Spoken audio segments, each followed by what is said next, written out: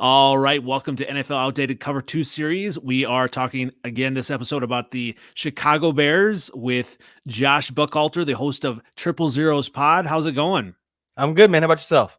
Hey, any day we get to talk about football is a good day, right? That's right. That's right. You know, I'm not sure if you know, like I'm actually living here in Wisconsin, so I'm in enemy territory. So I love talking about Bears, especially when it's some positive things. Hasn't been the best season, wins and losses yet, but we're really seeing some progress. Let's go ahead and jump right into it. Glad to have you here, and let's go ahead and jump right into it. Welcome to the show, Justin Fields, right? Yeah. You know what? First of all, thank you for having me on. Yeah. And yeah, you nailed it. His performance in the second half of that game, fourth quarter particular, was really the kind of stuff that I think gave everybody the hope in what as you mentioned, a pretty much lost season at this point. Nobody really expected them to win that game, and honestly, coming out of there not being embarrassed is probably a win for that coaching staff who came in with a lot of questions around their job security. So, Justin Fields did a lot in one quarter without even having to win the game. And to his credit, he thought he did. His defense just found a poor time to break down. So, Yeah, and I got some texts, especially from my Packer friends here in the area. They're like, "Oh, that was a tough loss." I said, "No, not really." I saw everything that I needed to, and have been, in Justin Fields, and it is kind of a good and bad thing. Like I'm glad to see Justin Fields doing well, but on the other hand, is Nagy really, and is that coaching staff really, the coaching staff to really continue to take him to the next level? so I actually wrote about that premise for Last Word this week, and my thought process was: listen, we're seeing progress from Fields. Like it's notable. Yeah. What does that mean for Nagy? Because we all, the vast majority of the fan base wants him gone. But if he's getting the quarterback to progress, then I can legitimately see this ownership group saying, well, why would we get rid of that? And, a lot of fans have pointed out, well, it's Fields is, doing, he's the one who's overcoming this poor play. That's not how it works in the NFL. That's not how ownership groups think. That's just not how it happens. So, like it or not, the better Fields does, it actually kind of does increase Nagy's chances. Now, I will say that the other stuff around him can definitely get Nagy shown the door. And that kind of stuff has been cropping up a lot this season, too. Well, talk a little bit about that then. Talk about those other things that are kind of surrounding him that could help him, go out the door, so to speak. So strictly on football terms, you have Hmm. clock management issues. The Hmm. Bears have had troubles lining up and getting the play call coming out of timeouts. You've had a lot of offsides. Just this past game, you saw there was back-to-back plays with guys lined up in the neutral zone. You had veterans doing it. Tayshaun Gibson and Robert Quinn were doing it. Like, that's not good. And Hmm. then you get into the extracurricular stuff on the field, the personal fouls, the taunting calls. And even though that taunting was probably a ridiculous flag, and there was a lot of ridiculousness officiating wise in that game, you still can't do it. And it's a trend under Matt Nagy. And I think that's the kind of stuff that fans are hoping ownership doesn't get lost to ownership's eyes when they see their shiny quarterback out there doing things like he does.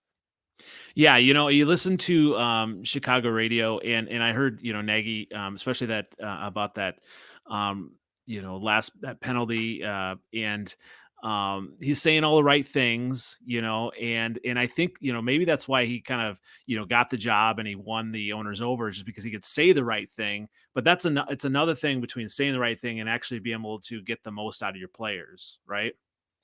So, working in radio, one of the things that I've picked up is being able to listen through the words, right? And Right, my right. nickname for Matt Nagy has become Mr. Word Salad because he says a Mhm. lot of things, but he's not really saying anything. And one of his best tricks, and it's just it's just Love it. a quirk that he has, is he'll start a sentence, a thought, and then change it midway through. And by the time you're done, you're about 6 degrees from what you originally asked, and the meeting room's like, "Yeah, that was a good answer," but it wasn't the question that you asked. Or he'll give you a lot of words to end up telling you, "So I really can't go into it." And so I'm not sure that he's got the charisma as much as he got. He can talk a lot, and so Right, right. that this, like you said, this is a ownership group that does value relationships and being liked, and so I think that does play a part in it. But man, this is not the business for that. No, absolutely not. Yeah, I mean it's a win-loss business, and he came in as the offensive guru, and I mean I'm sure you probably have a lot of stats on how bad this offense has been, and a lot of that could be on the quarterback, but it comes down to the head coach, doesn't it? Oh, so here's the thing about it.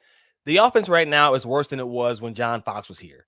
And so That's saying a that's, lot. that's saying a whole heck of a lot because John Fox was 3 yards in a cloud of dust type of coaching when he was here. So Hmm.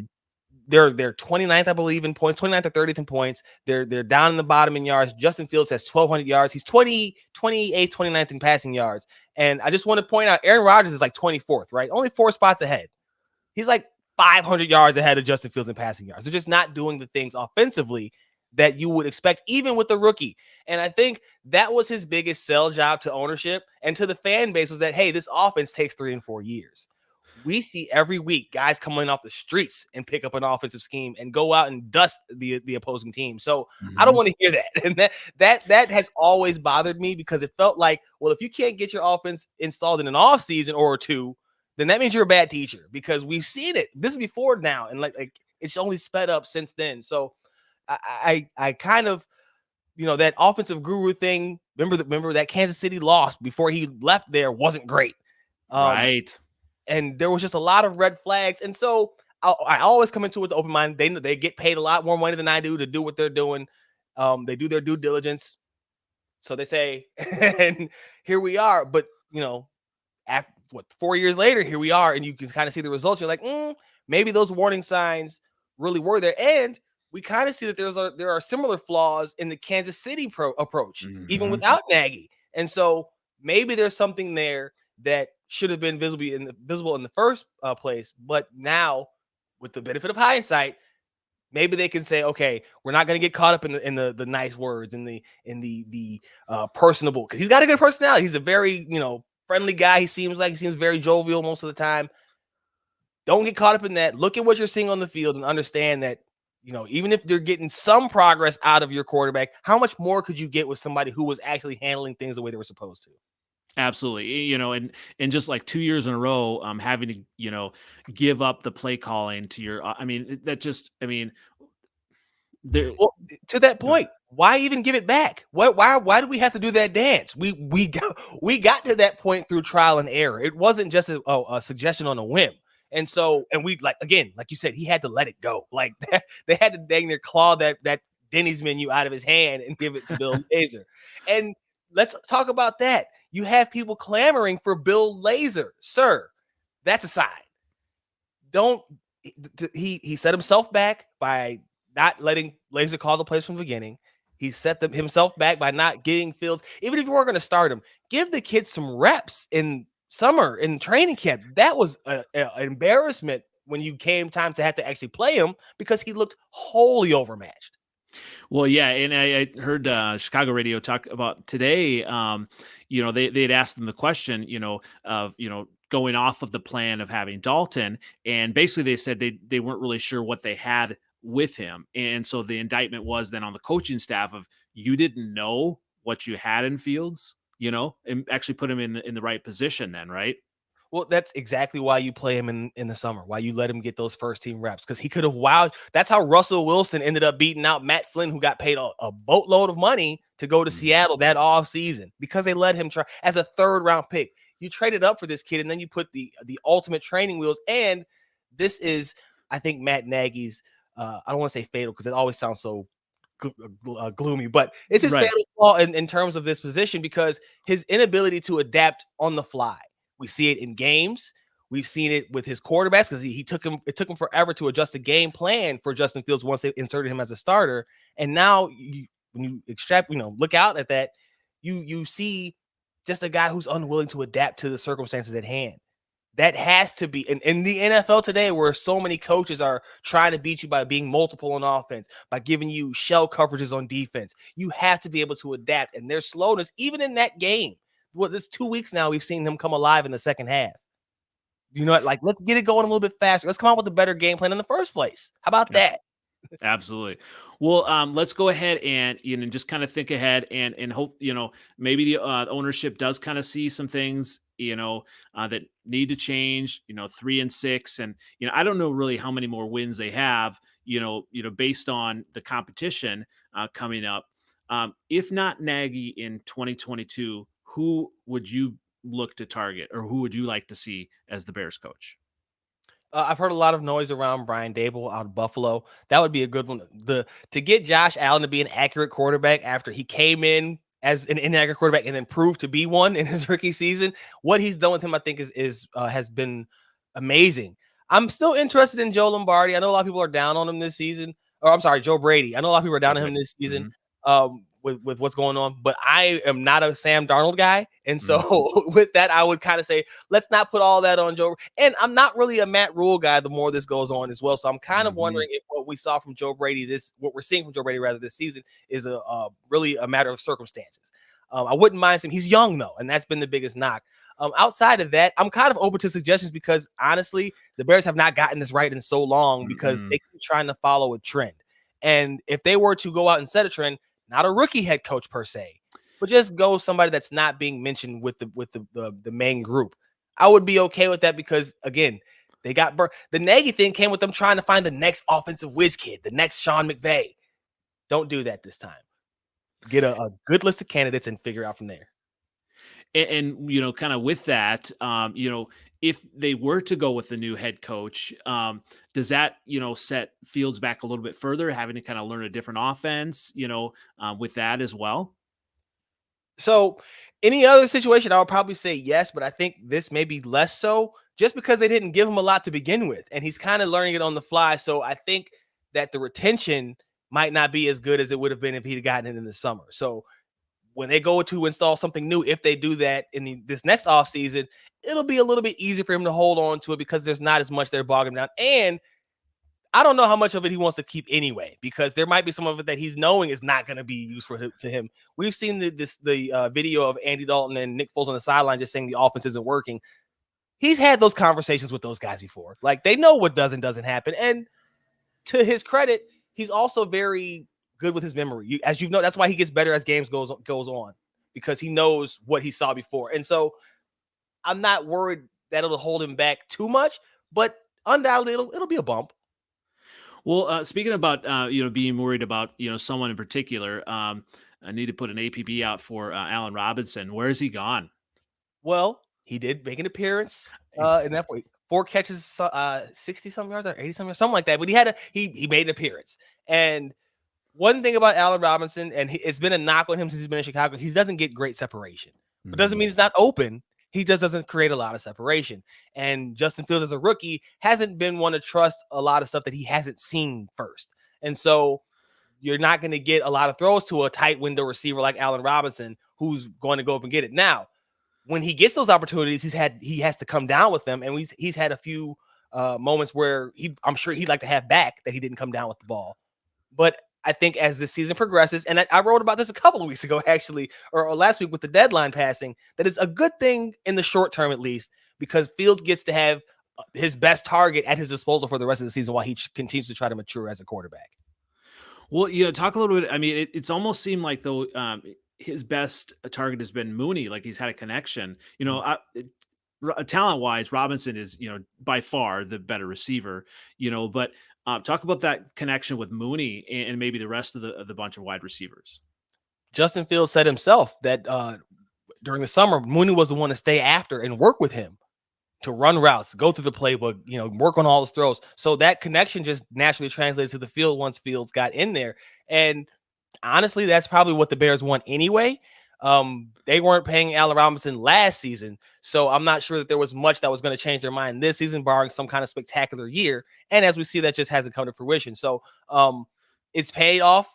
He's looked his way a lot more than Mooney was getting before that. And I think as they get a better rapport and Fields gets better protection, and those plays can have a cleaner pocket to develop for the play to develop downfield, I think you'll see even better connection between the two going forward. What that means for Allen Robinson, same thing it meant last year. He's probably on his way out the door, but to his credit, he's been the consummate pro, dealt with media every opportunity, has been seeing coaching Fields up on the sidelines and just waiting his time.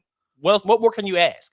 Oh yeah, I mean he's been fantastic. I'm, if he's not a Bear next year, I wish him all the luck. It just, and that's what you want to see for the leader, and not pointing to other people, and which happens a lot with wide receivers. I mean that's they have those type of personalities. That's what makes them good, and that kind of can rub other people the wrong way as well. No, you're at diva wide receiver, right? That's the Right, that's right. the position with the label. So he's definitely not been that. There have been some moments where you could see he's been visibly frustrated, and still he again does his media obligations, um, and just has been a good teammate by all accounts. Now, do the Bears need to go out, or will they maybe go out and get like a free agent wide receiver, or maybe draft one, or what are you hearing? So I don't think they're going to be doing anything this year. There was a lot of people wanting them to go and try out and get OBJ. That's not a good fit for this locker room. Not with a young Mm-mm. quarterback. He needs a strong situation to go to, so that he Mhm. can't be the most dominant presence there. I do see them attacking that position in the draft. If Ryan Pace is here, one thing that he has shown is that he attacks one position heavily every draft. It was the offensive line. After getting his quarterback this year, he went tight end a couple of years ago when he got signed Jimmy Graham and then drafted Cole Kmet. So he goes all in when he needs to go all in. We could see him do that again in the offensive line, but I think that they like Borum.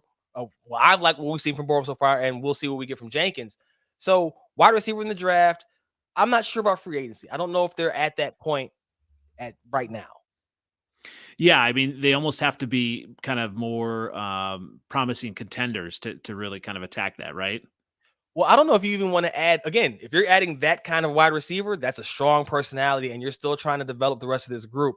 What I am interested to see though is how they work the running backs, because despite having those receivers, it's a thin group, and they are still a team that's very reliant on their running game. And Hmm. so with those two, with Herbert and Montgomery, I was a little bit disappointed they didn't put them both in the backfield more last week. Just want to throw that out there. Yeah, yeah, yeah. But what do you do? Because Montgomery's been great, and he's worked himself into being one of the better backs in the NFL.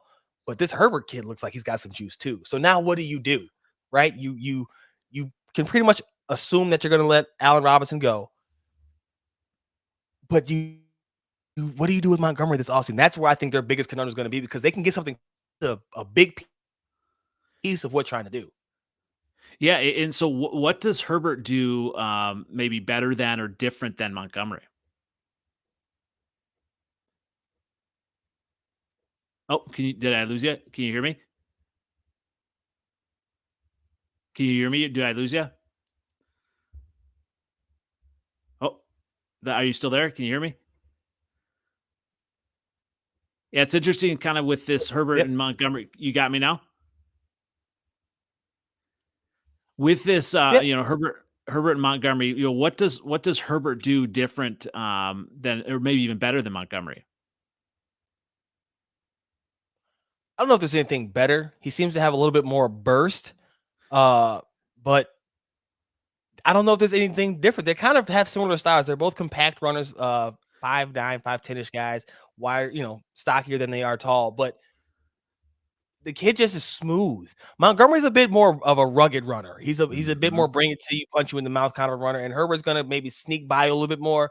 But they offer very similar styles in the backfield, which again adds to the complexity of what do you do with them both in this offseason.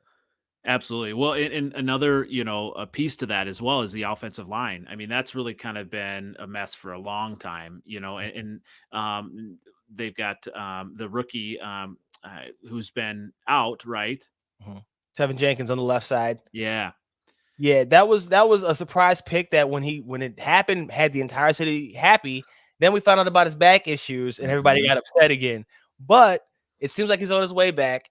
And for all of the flack that the front office called for bringing in 39-year-old Jason Peters, he hasn't been as bad as we thought he could be. Now, he's had his moments where it's just been bad, but he's also had some moments where he's been absolutely dominant, especially in the run game, just blowing guys off the line. So I'm not I'm not worried as much about the offensive line as I think a lot of people may be, because I think that there is some talent there, especially if Jenkins can get healthy. Borum, like I mentioned earlier, has already been impressive in his brief time. I think if you solidify that, that kind of helps out with the guard play. You might need to fix center. Sam Mustipher has been a bit of a disappointment. And I was a big Mustipher guy when he burst onto the scene last year, but he hasn't improved and he's getting overpowered. And one thing about it is if you're not going to be the strongest guy, you got to be one of the most cerebral. And he's had too many mental lapses where he's missed a block, missed an assignment, bad snap, whatever the case may be, that you just can't afford to have at the pivot, on this offensive line that's already not that good as it is. So I think reinforcements are on the way. I don't know if they have to attack it like many might tell you off the bat, because I think they've done some work there. We'll just have to see how everybody pans out health-wise.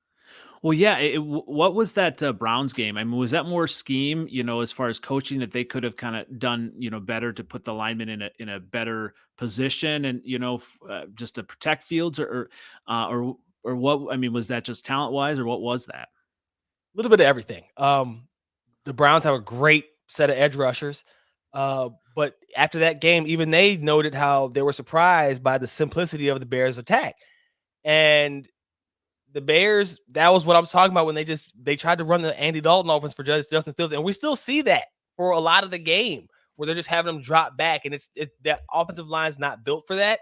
They're not good enough to do that. And honestly, I'm not sure that this scheme is built for that, which is why it's so surprising to see it run so much. One of the things that I think has been so surprising is that they haven't run more RPOs and more play action for Justin Fields. He's near the bottom in terms of attempts out of those types of plays. That's surprising with a bad offensive line, a rookie quarterback, and what has proven to be a very limited offensive scheme. You would think you would want to do the things that have been proven to show those chunk plays that Matt Nagy talks about so much. To their credit, they did them more last game, of course, in that second half, and they created 7 plays of 20-plus yards. That's a direct correlation that I think they need to take to heart and stop with this trying to outsmart everybody. Football is football. There's only so many ways you can go about it. You just have to go about it better than the other guys going about it. And I think that's where they get lost. They think that they can scheme their way out of it. No, execute, do better, be you, but that whatever. Well, yeah. And when you've thought of, when you think of the Bears, for a long time, it's been defense and, they've been decent this year at times, but there's injuries and talk about that group a little bit and what you need to see more of from that group going forward this year. So a few years back, I heard the anecdote that you don't pay for defense because it varies so much from year to year. You pay for the offense because you can control those factors, and the NFL is giving you the keys. And I think because a lot of times what you're paying defensive players for are fluky stats, sacks, forced fumbles, interceptions, things that aren't always guaranteed to happen again. And I think that's what you see with the Bears. They had a good year, put up some nice numbers.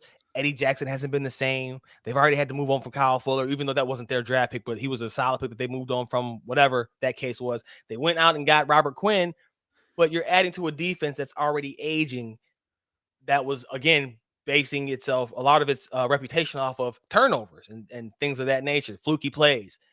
This is what happens when you don't get those fluky plays and you no longer have those guys at their peak, their physical peak. This is what you get. And that might be the ultimate undoing of this regime, is building a football team for the last era of the NFL. In this new era, your first case, because that's what you were brought here for, should have been to build offensive football or an offensive football team. One of the things that I think a lot of fans let kind of get slip, or they drink the Kool-Aid for it, is Bear football, defense in a run game, right? Bear weather, cold. Well, there's a lot of things that play in the cold. A lot of these guys have grown up playing in the cold, and Bear football hasn't worked since 1985. So let's find something else that gets it done and come into the 21st century of the NFL. Well, yeah, I got to throw in it's like Nebraska, sticking in, the 90s, so I'm from Iowa, so I got to throw in a Nebraska reference here. No, yeah, listen, you have to change with the times. If you don't, you get stuck in mediocrity for forever. Well, talk about like Khalil Mack. Like, has he lost a step, or I mean, is it just kind of the injury, or I mean, is he going to be kind of the dominant force that we've seen in the past, or? Well, he dealt with that foot injury for a couple of weeks before they shut him down. So hopefully this bye week will do him some good and he'll come back and be what we saw through the first part of the season, where he was actually a terror because teams had to account for him and Robert Quinn. One thing that I do want to say about that is the Khalil Mack trade, right? That's been a big topic of debate since it went down. Well, the Raiders just released damn near everybody that they had on that group that they got from that trade. I think it's safe to say that the Bears won the trade. The question is, did they win the battle that at large? Because that trade was predicated largely upon thinking that Mitchell Trubisky would be the quarterback of the future and take them to a Super Bowl. That didn't happen. You surrendered draft capital that you could have used. Maybe you wouldn't have taken those guys that they took, and those guys would have actually been real contributors. So you look at Khalil Mack and what he provides, and it just takes you down such a rabbit hole. Great player. I think he's still in that same group of you can't pay too much for defense for guys who are getting those kind of stacks and whatever. Well, yeah, I mean, is he going to be, good enough still at that level by the time Fields is, elite? I think that might be your. I gotta check his money out, but if you can move him, that would be your best trade chip because he does still have productive football left in him. But you need to put him in a better situation where he can get he can have somebody else to team with him and on a team that's not reliant so heavily. Because really, I think a lot of times what's wrong with this defense is it's on the field so much that it breaks down. They get a lot of stuff. Oh, they had this many running yards. Oh, they let this team run. How many of those rushing yards came in the fourth quarter when that defense was absolutely gassed? So I've never been the hardest on the defense in terms of their performance game to game, but season to season, they should have been probably shuffling in some new faces a little bit sooner than they have been. And that kind of goes in hand with the organization and keeping the coaches because they, relationships and they like the guy and this, that, and the third. And now you get stuck in being in market 3, but running your football team like a mom and pop shop. Yeah, that's a great point. Well, speaking of, someone who's a relatively new face, talk about Jalen Johnson and what he means to the defense. He's got some lofty shoes to fill. The history of Chicago Bears cornerbacks is really good, especially in recent memory. Kyle Fuller is a good cornerback. I don't know what's going on out there in Denver, but he was good when he was here. One of the best tacklers at corner I've ever seen. And then you go back further, you got the Charles Tillmans and things of that nature. So he's got big shoes to fill, and for the most part, he's done that. Now he has a tendency to get rerouted, or double moves can get him. He gets caught peeking in the backfield sometimes, and really good route runners can take advantage of him not being the best athlete, but he's a good athlete and he's strong and he's a smart kid and he's feisty. And I think that those are probably the best traits that you can have in the cornerback, along with the size, obviously. He can be really, really good. I would like to see some more discipline and maybe some more ball skills, but he's been really good, and I only expect him to get better. Yeah, I mean, it's good to see, different players on the defense, that are, at least hopefully on an upward trajectory, along with the offense, and if he is, that would be fantastic. Hopefully we can get some other pieces on the defense. Who do you think, or what positions do you think, they need to really focus on in the draft for the defense? Secondary. It's got to be Yeah. secondary. Yeah, You almost have to rebuild the secondary around Jalen Johnson. I'm Yeah. not sure you can't. I don't think you can even move Eddie Jackson because he's got a lot of dead money on that deal. But you need a new strong safety because Gibson's just not. He hasn't been horrible, but he hasn't been a plus player enough to justify bringing him back again and not trying to do something better at that position. And then you definitely have to do something opposite of Johnson at cornerback. Vildor and Duke Shelley have just taken turns getting abused this season, and teams, that's part of why Johnson has looked as good as he has, because teams are like, okay, well, I'll just go to these 5'10", 5'8" guys that you have on my 6'3", 6'6" tight end. Like when I saw they had Pat Fryermuth covered by, and I was like, what are you doing? Why is there no safety over there to help him? He had no chance. He had no or I'm sorry, it wasn't Fryermuth, it was Chase Claypool, I believe. But either way it goes, he has no chance. Like Builder had not a shot in the red zone. That to me was probably one of their second most egregious mistake, is to not build up that secondary when you're trying to bring it. You're going to have some questions at quarterback, and you didn't know what was going to happen with your offensive line. To go with just a patchwork secondary was asking for the trouble that they're now getting. Absolutely. Well, speaking of, maybe trouble for last season. What what are you predicting? How many more wins does this team have? And I mean, does it really matter how many more wins? Second question first. No, it does not. As long as Justin Fields shows that continued development, like I said, man, Bears fans, be prepared for them to tell you because they told you last season. Were the wins there? No. Did we find the quarterback? No. But everything else was there. Well, now they've added the quarterback, guys. So what do you think they're going to say this time? So, I look at the schedule. I think they can beat the Lions, right? They should. They better. um, and then after that, though, it gets really, really sketchy because they come out of the bye week and they got to face Baltimore. That's not a Mhm. good matchup. No. San Francisco, I believe, is after that. If not, then I'm sorry, the Lions, and then you got San Francisco, something along those lines. But then you don't have another winnable game until the Giants, and the Giants aren't easy either. They've given the Yeah. Bears a couple times over the past few years. So like I'm looking at it, and I'm gonna just give them the Lions. I refuse to give the Lions the respect that they are trying to go out there and earn until I see them actually earn it. And then I'll say they'll split with the Vikings, right? So you get three that I feel mostly confident about. That's not good. That's not good. No. Well, yeah, I mean, we go to Seattle, right? I mean, that's, with Russell Wilson back, that's, and Green Bay, I Mm. mean, Yeah, that's not a for, win. for the last dance, you think they're gonna? That's not good. Come on, come on. No, I, no. I will say though, there's gonna be a duel in that game. I'm predicting there's gonna be a bit of a shootout in that game because of the fact that Fields will be comfortable at that point. Oh, that would be interesting to see him go to toe to toe with Rodgers. Rodgers hasn't had to deal with that guy who's had that kind of confidence in himself that I think Fields has. I think that changes the complexity because Rodgers has lived off of being the boogeyman for a long time in Chicago, man. And I think hope, I guess, that this will be the changing of the guard in that regard. Although, I don't want to say it, what if the Packers get Odell? So, man, with all the stuff they have going on, that might implode before the Bears if we get to play those that team. But it would definitely be disgusting.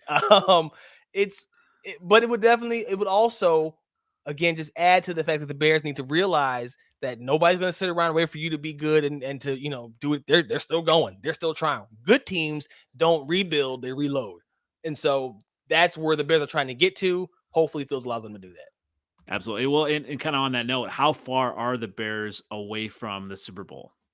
That's tough. And not just because of them, but every Super Bowl winner needs a bit of luck. A couple of breaks to go Mhm. their way, and you can never predict what those are going to be from a team losing a star player to another. Just the matchups that you draw in the playoffs make a big difference.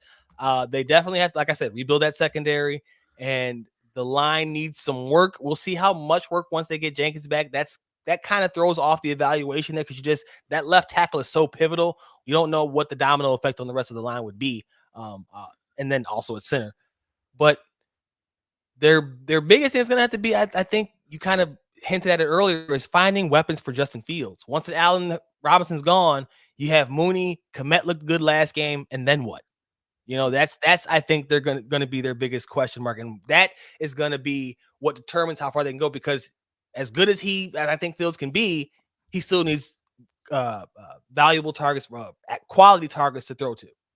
Absolutely. And kind of, on that note as well, how would you grade Ryan Pace up to now? And we've talked about the coaching staff, but what would it take for Pace to keep his job, beyond this year and beyond that?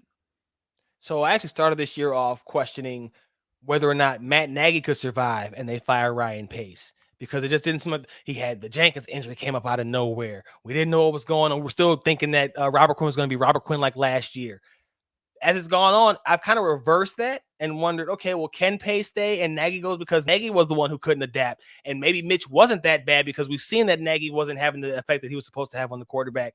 And I'm not, again, if I think that Nagy has a chance to stay, you better believe I think Pace has a chance to stay because who traded up to get the quarterback, right? Like who empowered the head coach to make whatever the case may be, you can draw a line back to Pace. Kind of like when Nagy got in that press conference and said all the offensive plays come back through me or whatever. Like that's how they kind of operate in that building. So if there's success at the bottom, the top is going to be patting themselves on the back. You better believe that. Oh, absolutely. And I think you look at obviously the history there. Yeah, there is a lot of just loyalty, right? Oh, undo. Um, I've always, like I said, market three, but you operate like a mom and pop. It's baffled me for years, but it's not unique to the Bears. It's kind of a Chicago sports team thing. We saw it with the Bulls and the Garpax group there, right? John Hmm. Paxson and Gar Foreman there for almost 20 years doing nothing, spinning their wheels in the mud. And then Hmm. you get a new group in there, and look what they're doing this season. Like they just had a big win to go to 8-3.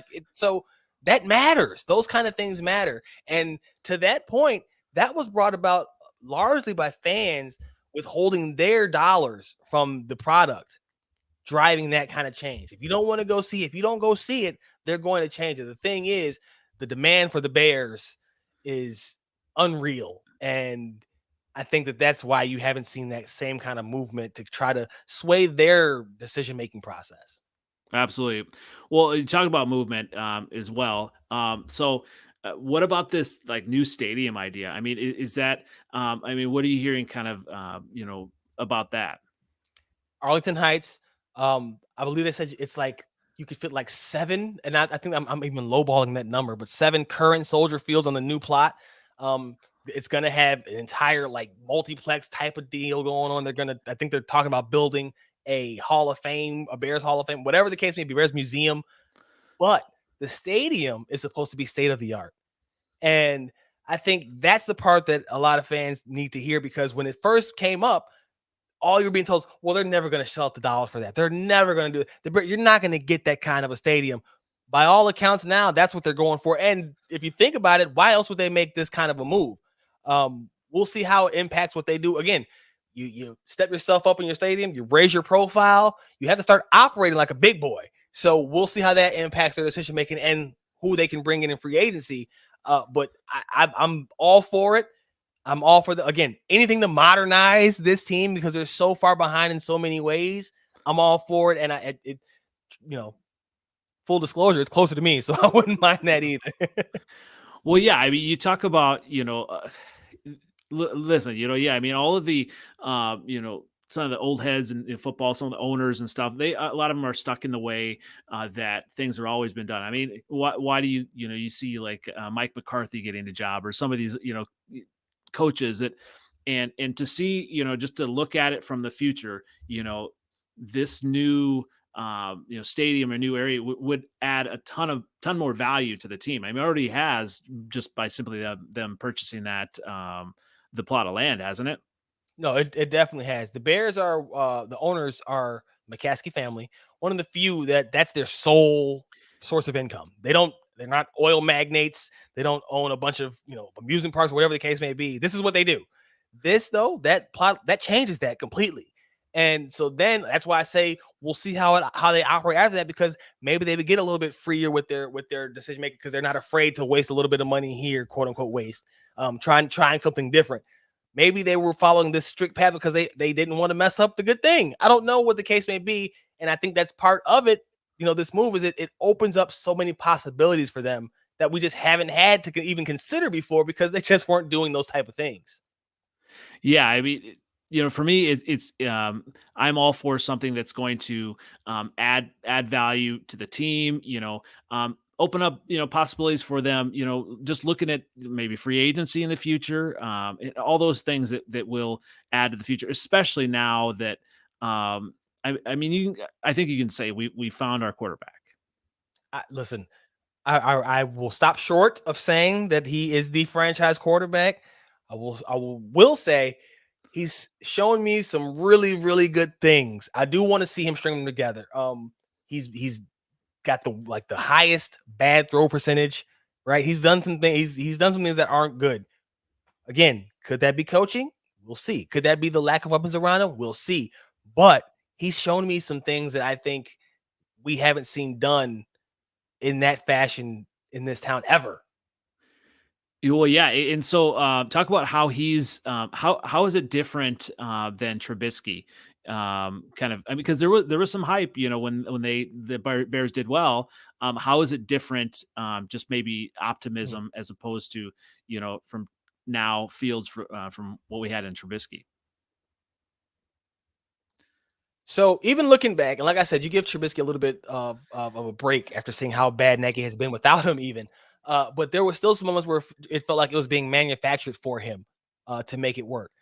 I think we've seen Fields have to overcome a lot of things to make it work. I think that might be the biggest difference. Now, towards the end of Trubisky's tenure, he definitely was having to overcome some stuff too, as well. But again, I think in the good year, the 2018, he wasn't great that season. The defense held them up a lot and made him look a little bit better. So I think you've seen Fields not get the benefit of that great defense and still be able to do some things that shouldn't be happening, especially when you didn't get the first team reps up until week 3 when you had to make a start. Like, it just didn't make sense to go about it that route. So that, to me, his quick processing once he gets to ingest it the first time, which again is why you play him early so he doesn't get beat up when he gets into actual regular season action.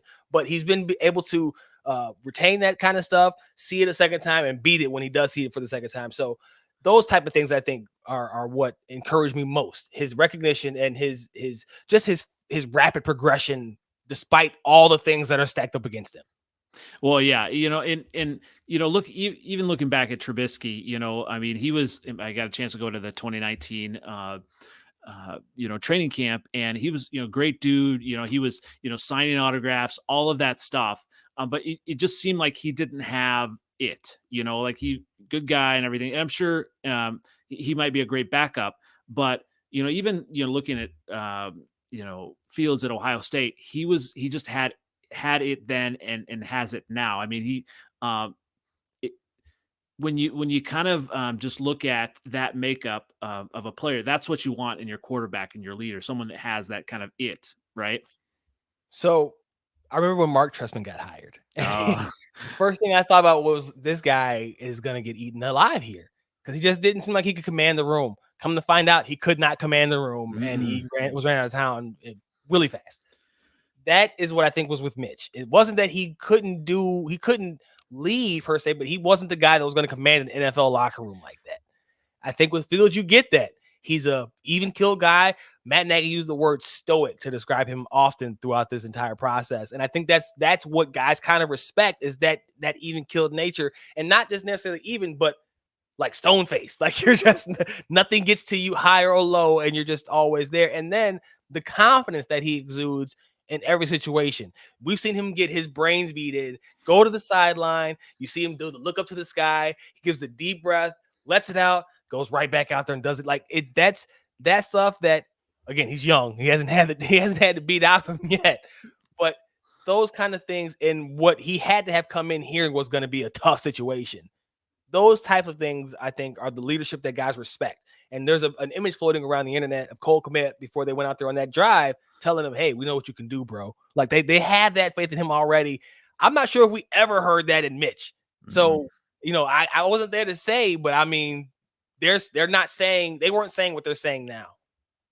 And that, as a Bears fan, that's good to see. I mean, it's you go back to the Cutler days, and he was our best quarterback, and you loved and hated him, but he just didn't care. Almost, it seemed like in a different way. Mm-hmm. No, yeah, indifferent. He just was there. So yeah, his stoicism was not the kind that encouraged anyone. It was the kind that made you like, dang, bro, do you want to do this today, or do you want to? Right. Well, this has been fantastic. I could talk about the Bears all day, and football all day. And so would you say, you kind of got optimism in just overall kind of movement of the Bears? We don't know how far they are away from the Super Bowl, but we've got kind of movement toward that direction, at least. The most important thing you can do is to find the quarterback. I think they've done that. And we've seen, just look at Green Bay. Look at what happens when Rodgers doesn't play. Clearly, having that guy can change your entire outlook. So they've gotten that part, I think, figured out. We'll see what they do from here on, because maybe they figured it out. I don't know. maybe they've got something percolating right now with all their collaboration. So we'll just have to play. We just gotta let it play out, man. You can be mad about what they've done in the past, but if you're as excited about Fields as I am, you what else are you gonna do but let it play out? Well, absolutely. And I'm excited about NFL football, altogether. And, just to have the Bears, be relevant, in the discussion, I mean, that was huge. That was the discussion going into the game, if the Bears get embarrassed, I mean, what's going to happen. And just the fact that now the Bears are, they're not a laughing stock, now they're in the positive conversation of, future. And that's good to see and hear. No, you just nailed it. After that game that they lost because of a lot of boneheaded mistakes of their own, on top of bad officiating, they were talking about how good Justin Fields looked. That caught me so off guard because I was like, this is not typical post-game Bears tower. It's usually, look at how bad they were. They were embarrassed. None of that. They didn't get that until the next day. And so that, if you want to be encouraged by the national discourse around your quarterback, because they were talking about him being the bust of busts over after that Cleveland game. And now they were like, oh, this kid, he's looking good. National media can overreact, but that is a welcome change. Absolutely. Well, thanks again. I definitely appreciate you coming on. And so everyone can find you where again? Find me on Twitter at Josh G. Buck, and then follow the show Triple Zeros at 3 Zeros Pod on Facebook and Twitter at the number 3 Zeros Pod. Perfect. And, when the football's over, I would love to have you on about the Bulls. Hopefully they're still, in the conversation, later in the year. And great stuff. I definitely appreciate it. Oh, my pleasure, man. I'd love to be back. Awesome. Well, once again, this is NFL Outdated Cover 2 series on the Chicago Bears, and we'll catch you next episode. Thanks again.